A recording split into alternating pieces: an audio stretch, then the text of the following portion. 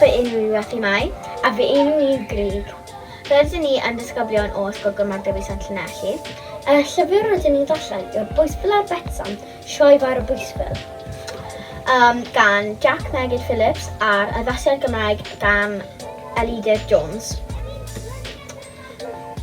Mae'r llyfr amdano bachgen a merch o'n nhw Betsan a Heddwyn a'r anghenfil sy'n maen nhw'n byw yn tŷ. A, wel, sa'n wedi gwybod beth i gweud, achos mae'n cymysglyd, mae'n bwyntio nôl o'r goffennol i'r presennol, a mae fel gwahanol pethau'n digwydd. Felly, beth yw'r farn di y llyfr?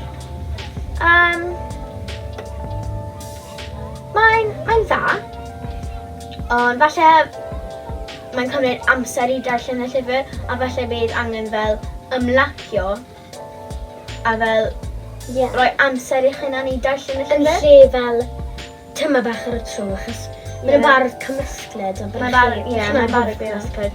Felly, a fydde ti'n argymell y llyfr i'r ffrind? Bydden, ond bydd ni'n dweud yw cofiwch darllen y llyfr gyntaf. Beth yn ti? Byddwn, ond falle o fel ydw i wedi gweud i cael amser arno chi, achos bydd e'n cymysglyd, achos mae barod yn cymysglyd, ond os chi ddim yn gwneud amser i darllen y llyfr, falle bydd chi'n anghofio, a bydd chi fel, beth sydd wedi digwydd, fi di anghofio, a falle fel hwnna. Felly, faint o farciau mas o 10 bydde ti'n rhoi i llyfr?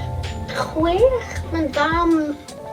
Mae dim yn rhywbeth bydd ni'n darllen eto, mae'n rhywbeth. Beth yn ti? Mae'n rhywbeth, ie. Wel, bydd fi'n, 6 neu 7. 6 neu 7, achos fel ti wedi gweud, bydde fi ddim moyn darllen eto, mae dim yn llyfr fi, mae dim yn tynnu fi mewn i'r llyfr. Mae dim yn tynnu fi mewn i'r llyfr, ond...